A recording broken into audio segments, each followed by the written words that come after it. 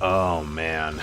I didn't think that I would really be trying to recover from a cold for, like, the entire week. But, hey, here we are.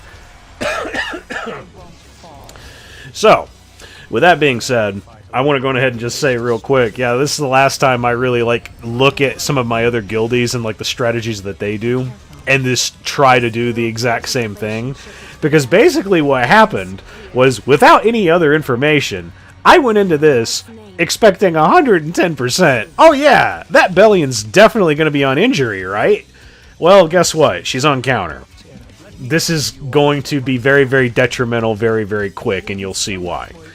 But, so yeah, I have Spirit Eye Celine, Mediator Kawerik, and Destina. So I'm going up against Conqueror Lilias, Belian, and Apocalypse Ravi. So the overall general strategy is, okay, so we're going to go ahead and buff with Mediator Kawerik, and we're going to have attack buff, and this is going to do tons and tons of extra damage every time that she really gets an opportunity to really attack.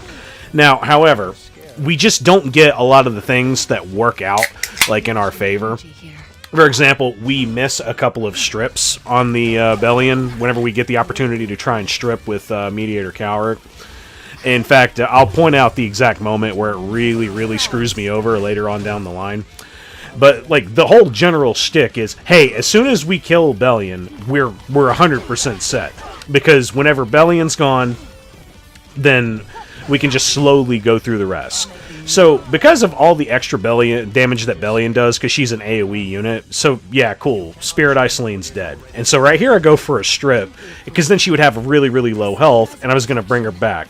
And of course, like, every opportunity that I had to try and go into Belian with my Spirit Eye Celine, she didn't do her, like, enhanced S1. She only did that, like, what, the first time or the first 2 times or something like that. And because of that, Shazam. So right here, I'm only 20 turns in, and I'm already immediately I'm just like, okay, I don't feel confident with this team at all in the slightest. I'm going to go ahead and just revive one more time, and then I'm just going to bail. So right now I'm just working on trying to survive until I can get to that point.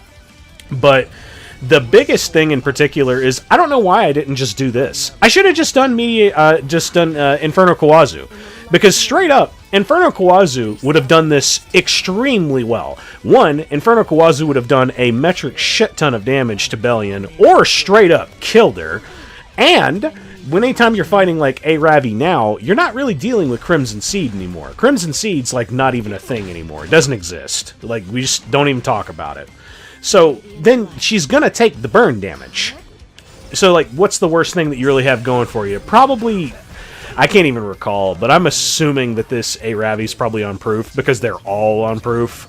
But, yeah, even if it's proof, going into, like, an Inferno Kawazu, that's not really going to be that big of a deal. And then I could have bought Inferno Kawazu, Doris, and then, like, Mediator Kawerik just for, like, the attack buffs. Bam. All 3 of those units would have been just fine. In fact, I could have even brought, like, Malona for some shenanigans, but, like, then you have Conqueror Lilias going into Malona, and you might even, like, run the risk of taking a little bit too much damage, stuff like that.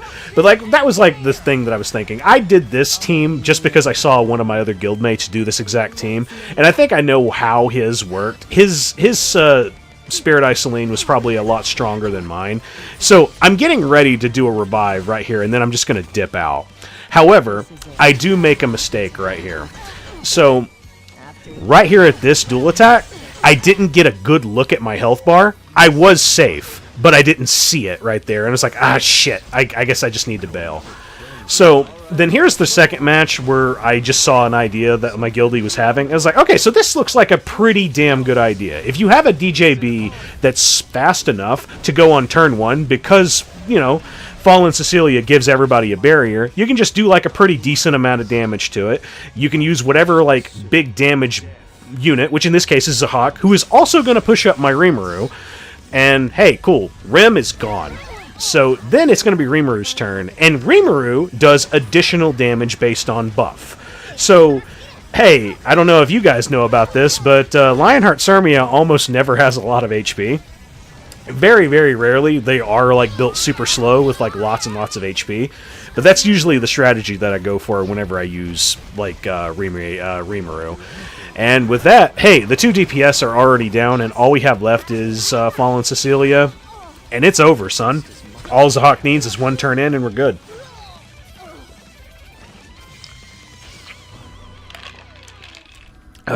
My throat hurts. So, I'm not going to be doing a whole lot of chatter through all this. Instead, I'm going to be counting things. We're going to be counting 15%. That's 2. So 15% twice.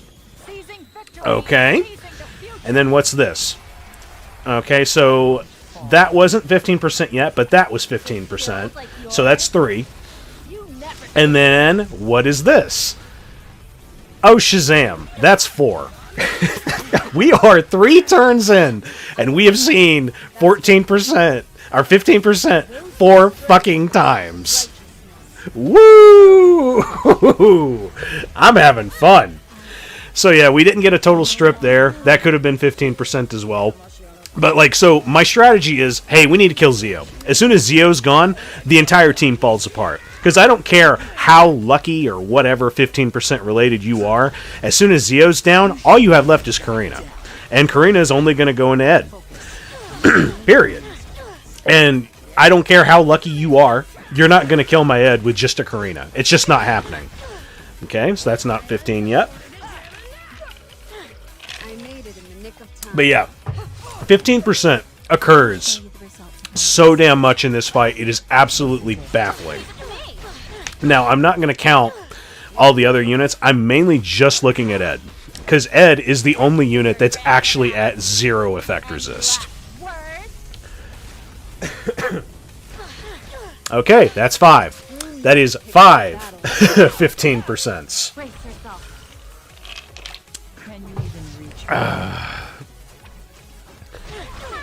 Okay. So we're still at 5, and also, by the way, this Karina is not actually rocking a maxed rocket punch, so occasionally you're probably noticing a couple of times where, like, the additional damage isn't happening. See, like, right there. The Death Break didn't proc, but, like, here it did. So that's not a 15% on that first one. So we're still at 5 right now. Because she has a chance to proc Death Break, but, like, you'll notice it's a 15%, especially on Ed, anytime you see the little words resistance that shows up anytime he's hit with something.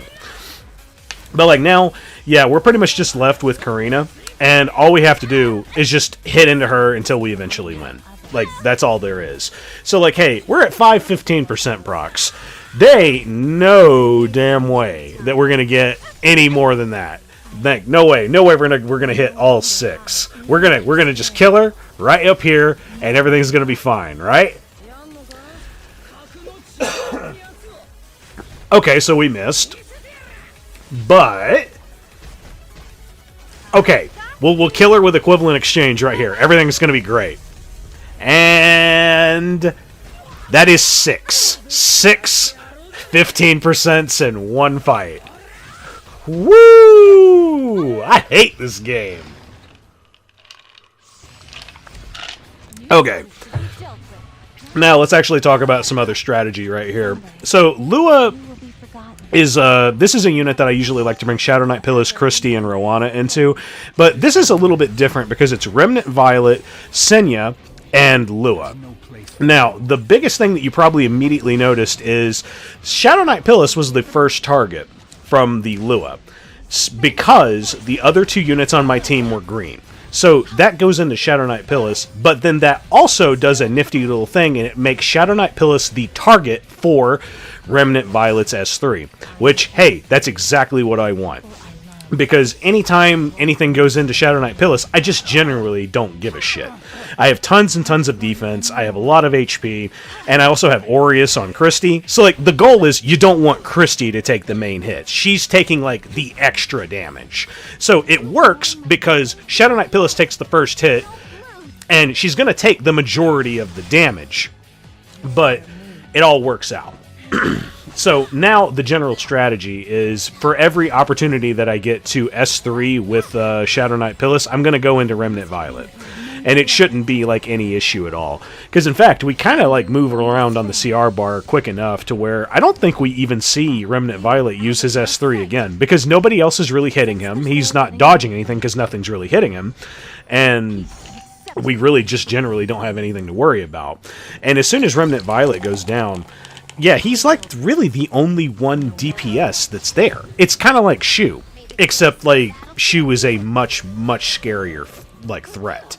So as soon as he goes down, the whole team crumples. But then of course we're dealing with like some really stupid tanky shenanigan shit. Because like I think this Senya might actually be on Holy Sack. I can't quite remember, but like we'll get to it whenever we get to it. But yeah, right here we have 10 souls, so we can burn the S3 into Violet. I felt like I wasn't going to kill, but hey, fortunately for us, he's so low, any one hit into him next is going to kill him. So we don't have to waste the S3 again into him. So like all in all, you could really look at that soul burn was actually kind of pointless. It sucks whenever it's like that, but like hey, whatever, it'll be alright.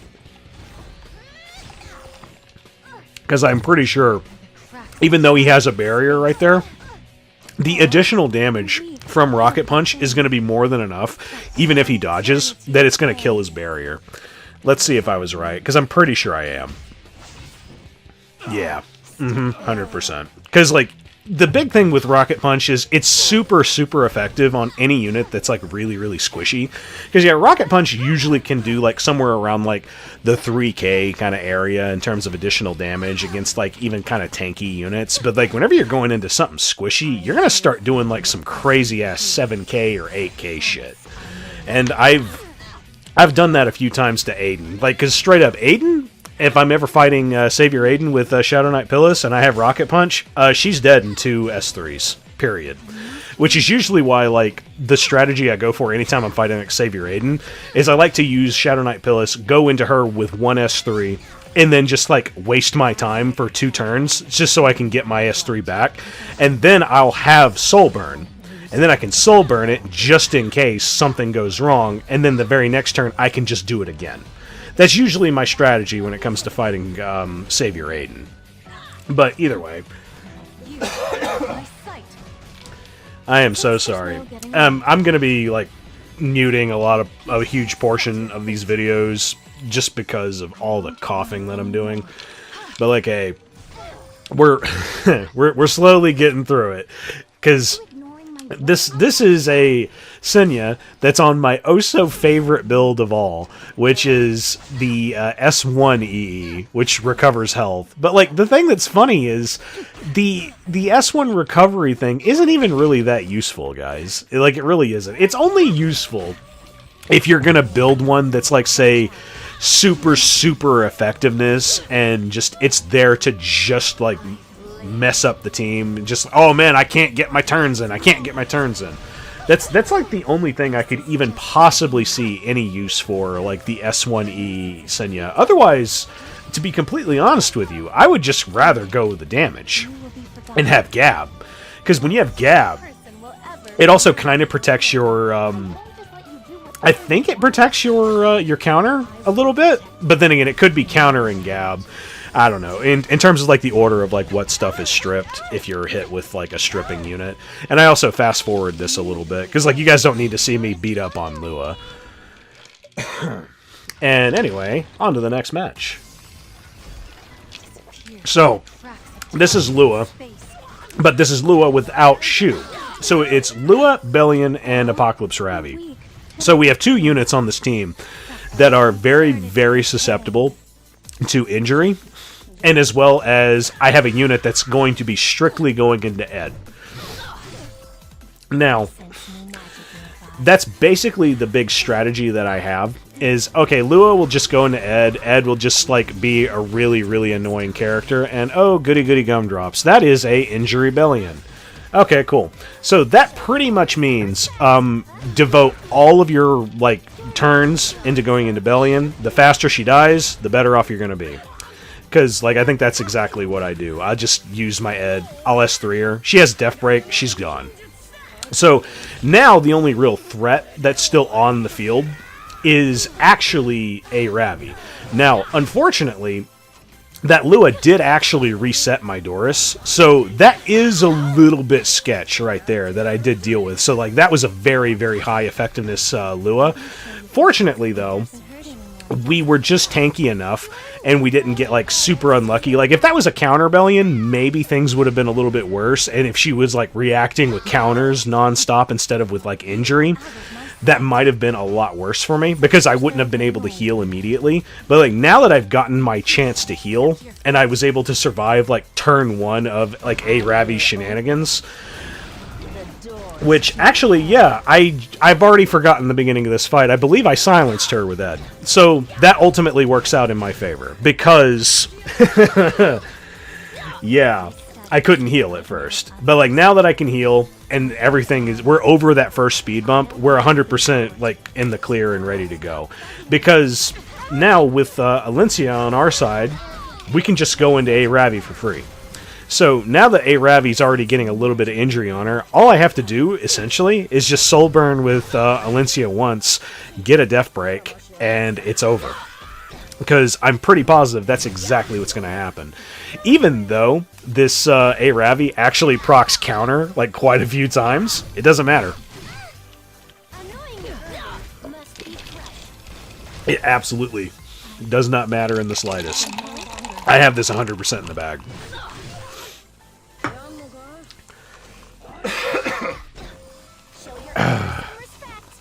And there she is.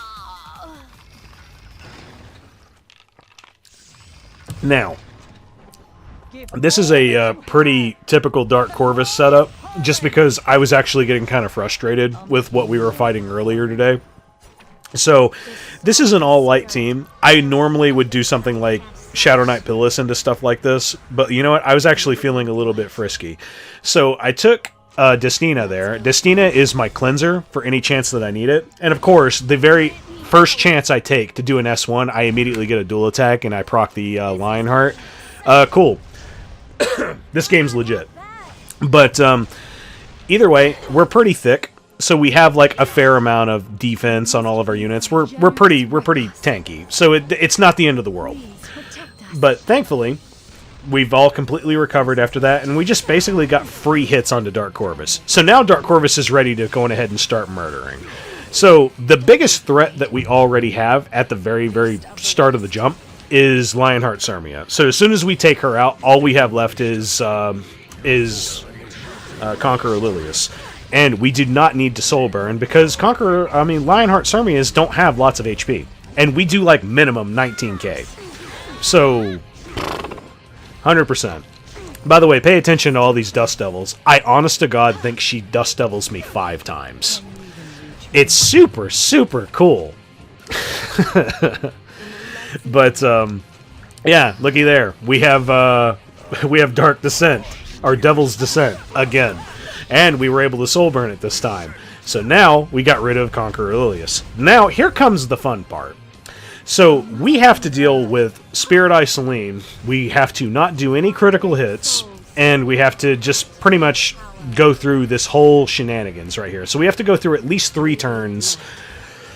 We have to go through at least 3 turns of just complete, oh so wonderful fun stuff. And she's going to keep getting Dust Devils, and she's going to keep healing off of those. So it's really, really frustrating, and it's really, really annoying. Especially because I am a very, very smooth-brained individual. If you pay attention to like how I'm actually playing, it won't really make any sense. I have multiple opportunities where I could use Destina's S2 instead of hitting her and running the risk of getting a crit.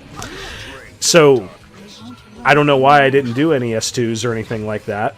But hey, I'm just a little brain dude. My brain don't work good right now. I'm still recovering, guys. I'm sick. But, and then right here, where she doesn't have her enhanced buff anymore, then I go through the effort of doing things like S2 and S3 with Roana and stuff like that. It just goes to show, man, I'm just stupid, okay? But either way, the biggest thing that I'm trying to do now is I'm trying to just maintain either some form of provoke or anything in particular just to get like her health down. So like right here, she has a provoke, but I don't have the S2 now on Destina. But I was like, I don't really see, like right here, I'm not paying attention. It's like I could have hit her, it would have been fine because she doesn't have the buff yet. So I could crit her if I wanted to. But hey, whatever.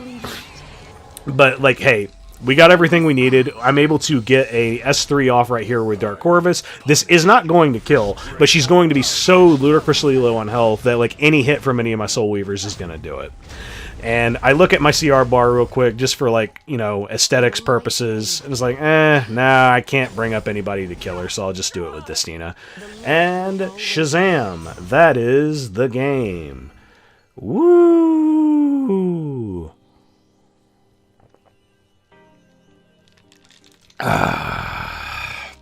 So, who's hyped for the buffs that have all come out on Wednesday night or Thursday morning or however it is that you want to look at it? I'm pretty hyped for them. It's just a matter of I ain't got gear. I don't have gear, and I'm still like recovering from sickness. So it's like, man, I just don't have any time to like build anything. I'll probably try to work on something Illinev related at least, because I did have a counter set for her a long time ago. I just wonder if it's actually going to be effective, because I don't know, man. Whenever you're actually trying to use a unit nowadays, it needs to be on tier 1 gear, and you need to be doing like crazy shit with it. And I don't consider really much of anything in my account to be really crazy. I think I consider myself to be a pretty mid player, to be honest, if I'm going to be completely honest with all of you. But like, hey, we'll go in and we'll see how it works out. I'm going to give Illinev an honest-to-God try. It sounds like a lot of people who have actually been trying Illinev out after the buffs are really happy with her. But I also think that they got some pretty damn good gear.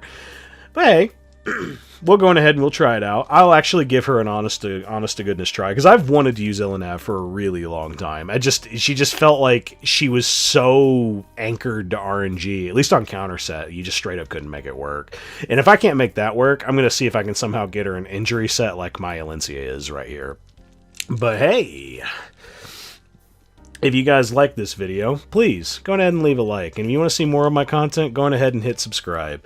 I hope you guys have a good rest of your day. I'm going to go to sleep. Later.